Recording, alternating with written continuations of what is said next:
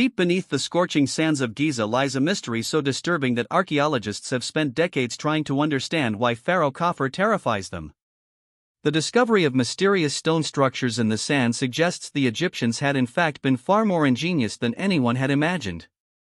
What they discovered about Khafre's methods, his achievements, and the secret passageways connecting to the Sphinx has shaken our understanding of ancient Egyptian capabilities. It would have been one of the largest cities in the world in the 3rd millennium BC. So where was it and where was all the infrastructure? The evidence suggests Khafre possessed knowledge and power that seems almost impossible for his time period. Dive in as we uncover why Pharaoh Khafre has left archaeologists terrified, and it isn't reassuring. The stone that shouldn't exist. The first sign that something was deeply wrong with our understanding of Pharaoh Khafre came in 1860, when archaeologist Auguste Marat made a discovery that still haunts the archaeological community today. Hidden within Khafre's Valley Temple at Giza, buried under centuries of sand and debris, lay a statue that should never have existed. The seated figure of Khafre wasn't carved from the limestone that surrounded it, nor from the granite that formed other royal statues of the era. Instead, it was carved from an orthosite gneiss, a rare shimmering green stone with white streaks running through it like frozen lightning. The material created an otherworldly effect, almost seeming to glow from within under certain lighting conditions. The stone's iridescent quality gives the statue a nearly supernatural appearance that captivates everyone who sees it. But here's what terrifies archaeologists: orthosite doesn't exist anywhere near Giza.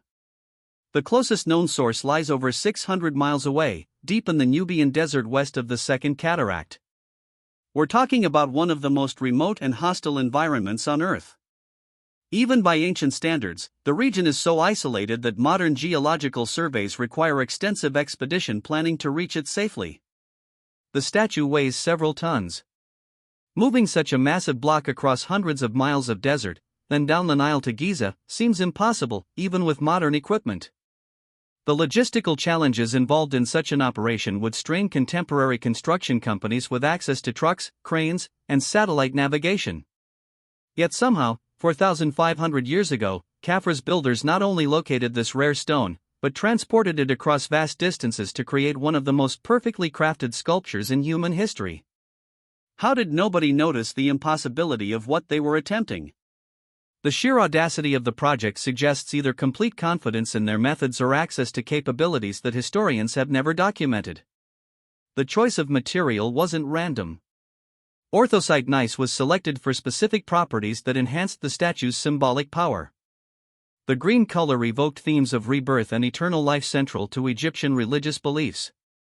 The stone's extreme hardness ensured the sculpture would survive millennia without significant weathering.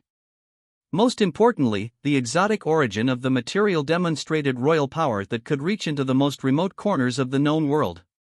This discovery was just the beginning of a puzzle that has consumed archaeologists for decades.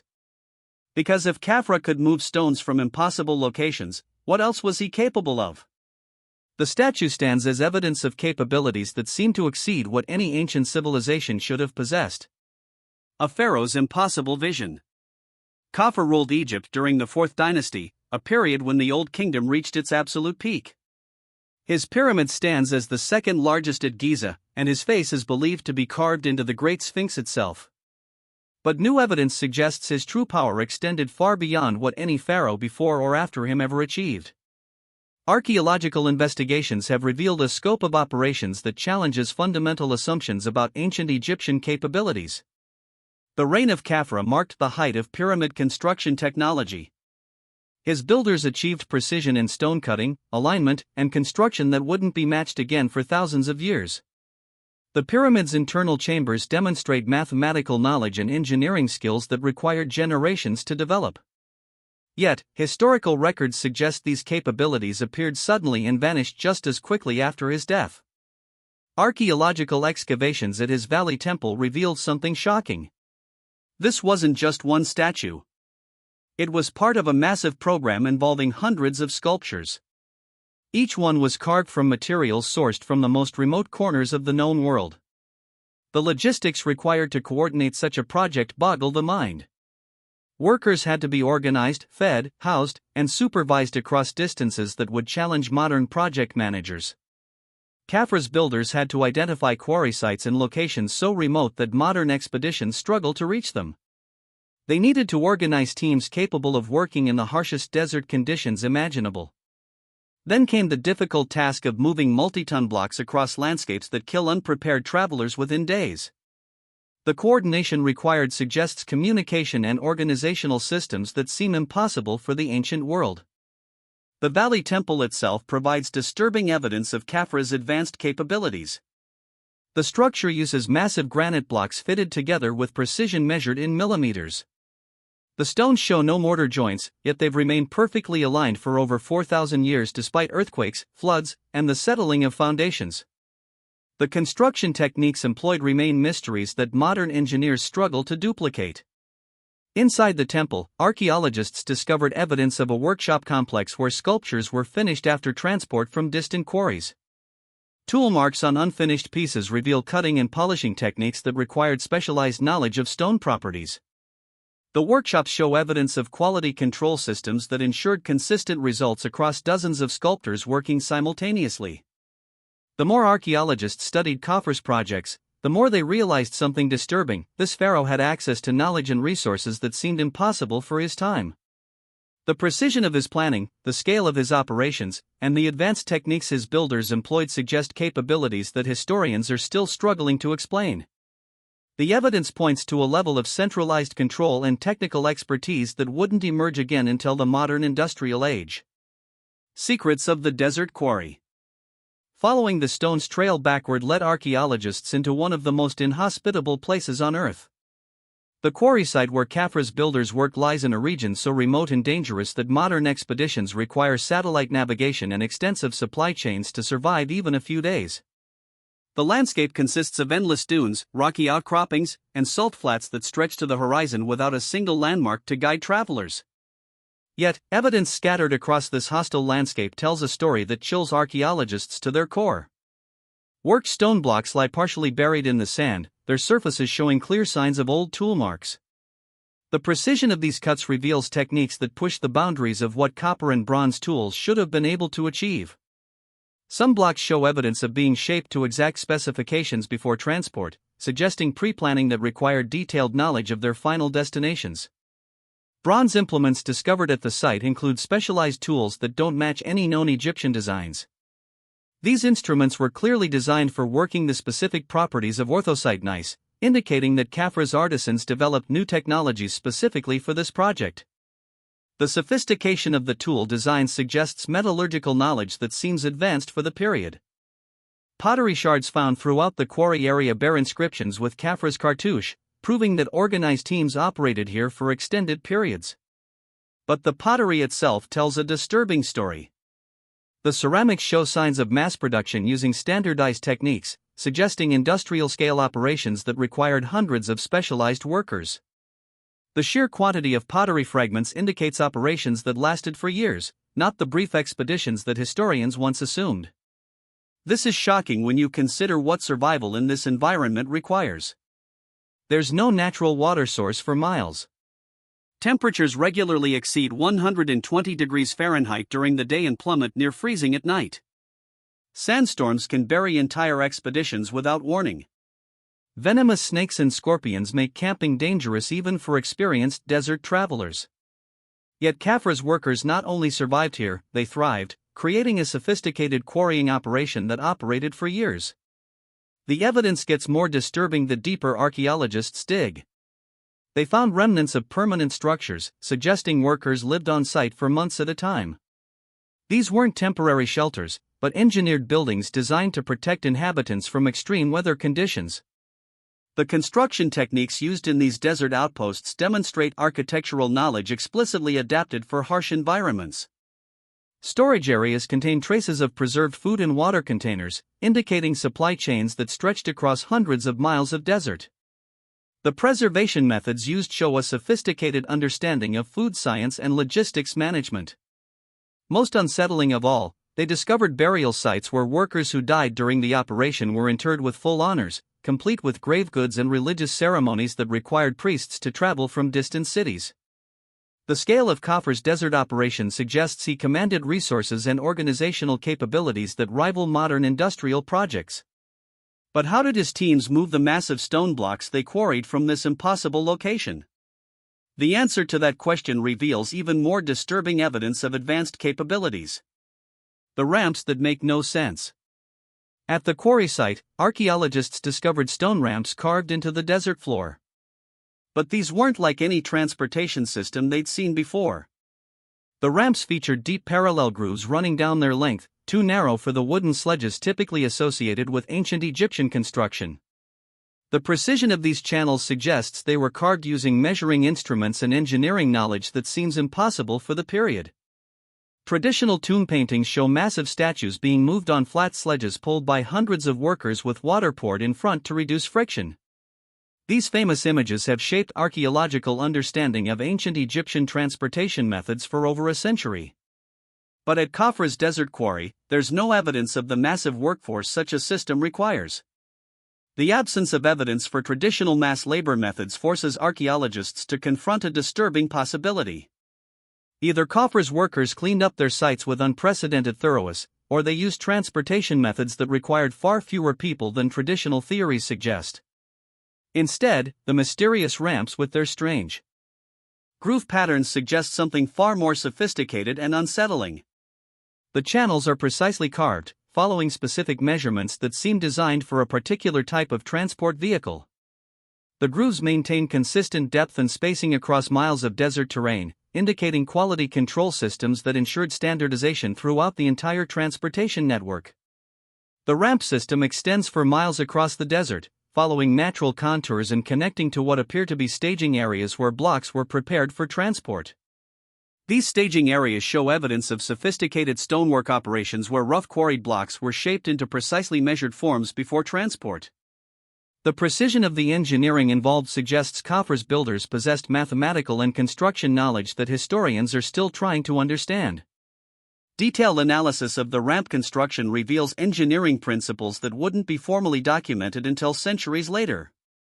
The gradients follow optimal angles for moving heavy loads while minimizing erosion and maintenance requirements. Drainage systems prevent water damage during seasonal floods.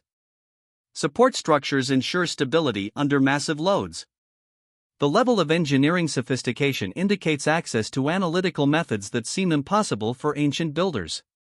Even more mysteriously, the ramps lead towards seasonal waterways that connect to the Nile River system. This suggests Khafre's engineers had developed an integrated transport network that could move massive stones across both land and water using technologies that remain largely unknown. The coordination required to synchronize land and water transport operations across such distances indicates logistical capabilities that rival modern shipping networks. The discovery of these ramps forced archaeologists to confront a disturbing possibility.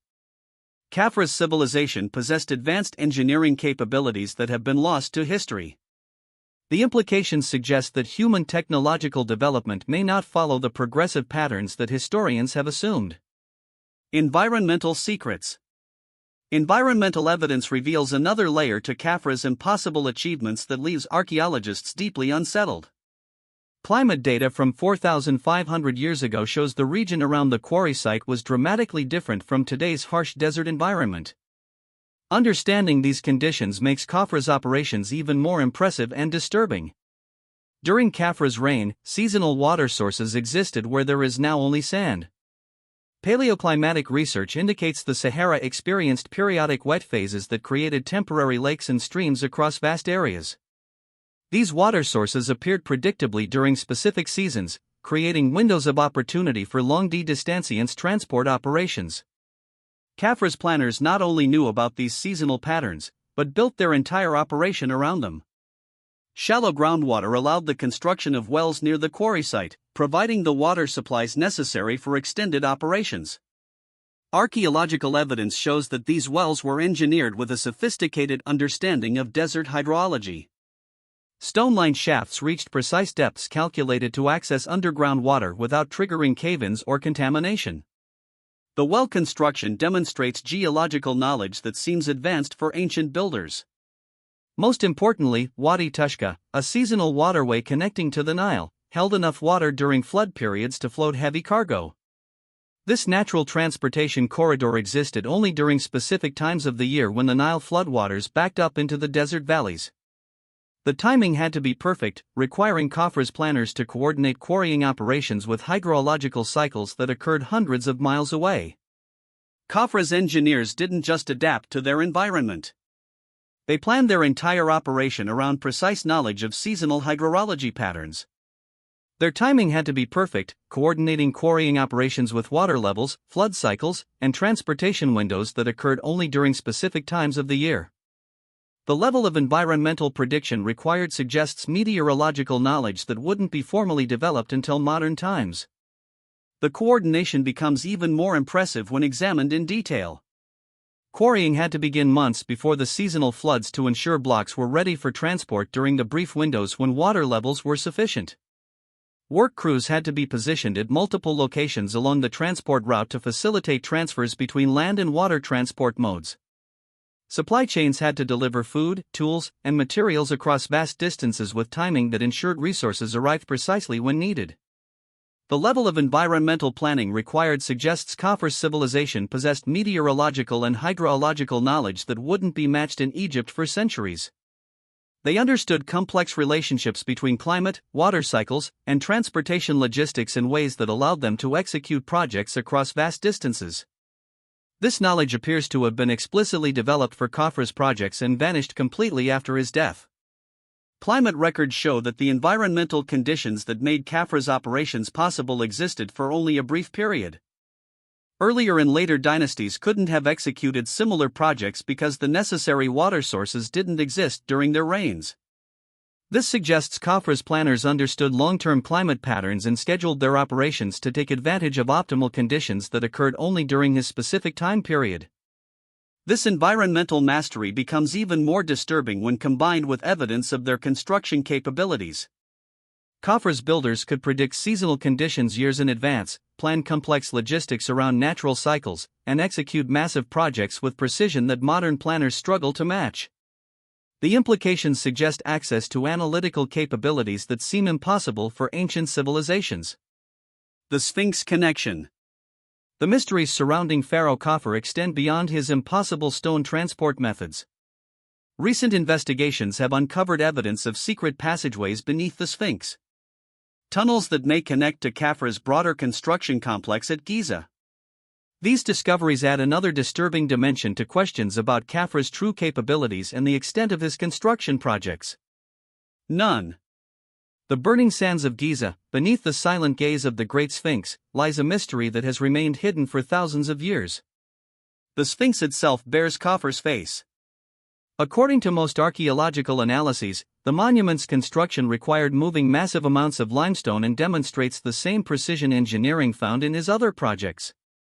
But beneath the familiar surface lies evidence of hidden chambers and passages that suggest the Sphinx was far more complex than a simple sculpture.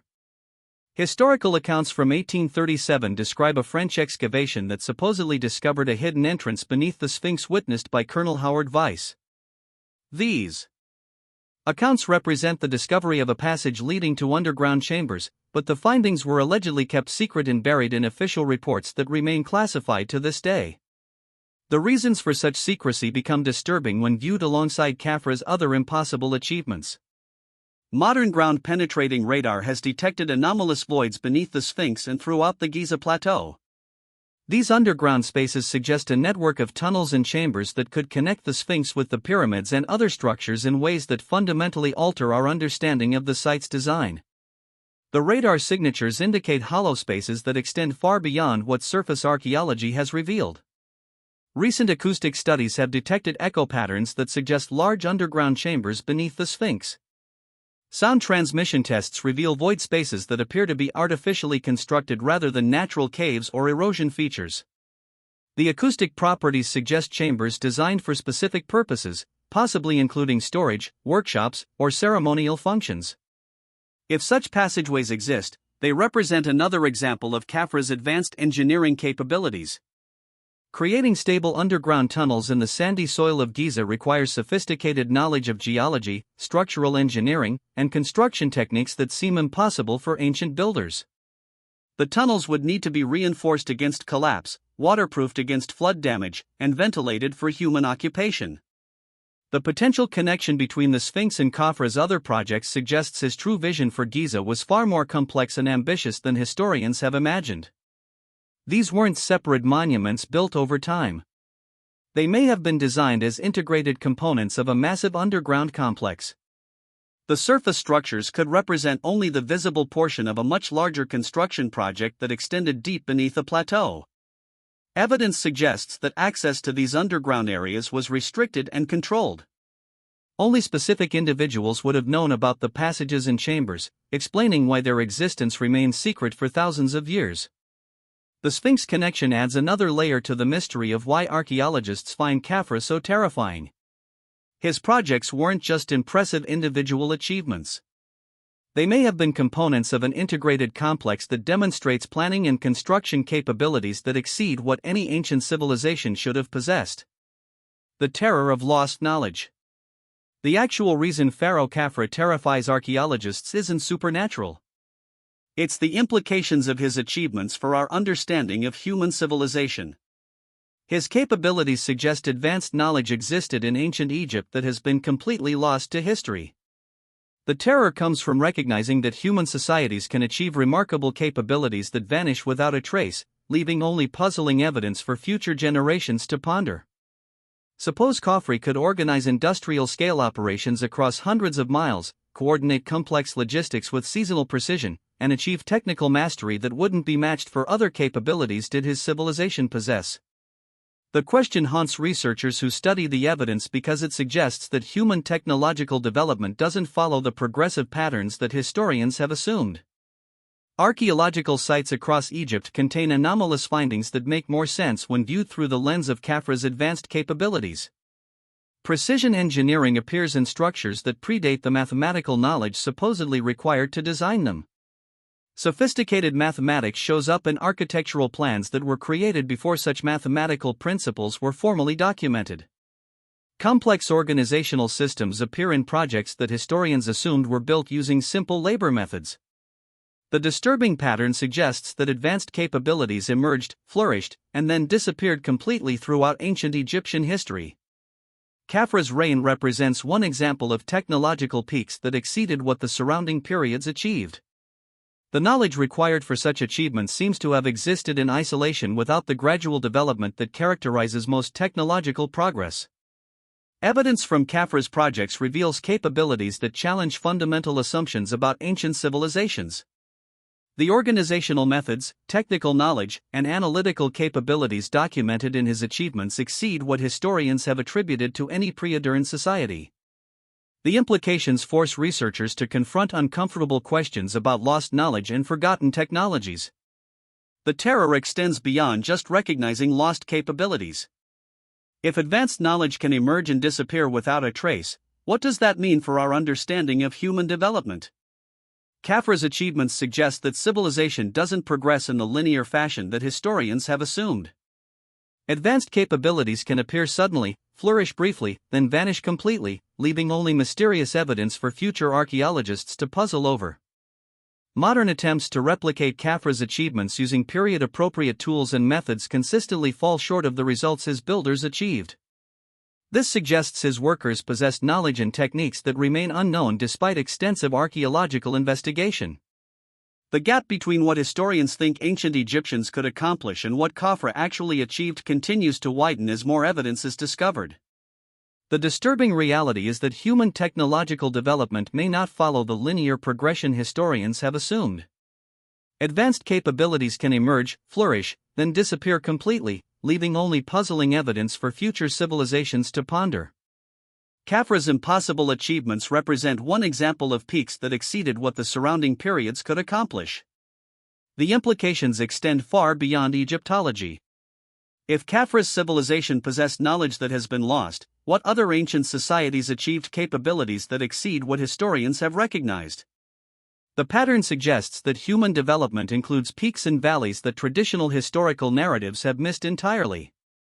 Khafre's legacy forces us to confront uncomfortable questions about lost knowledge, forgotten technologies, and the possibility that ancient civilizations achieved far more than traditional archaeology has acknowledged. His impossible achievements stand as monuments to human potential that has been lost to time, leaving archaeologists terrified by the implications of what else might have vanished without a trace. What other secrets lie buried beneath the sands, waiting to disturb our comfortable assumptions about the past? And if such advanced capabilities existed 4,500 years ago, what happened to the knowledge that made them possible?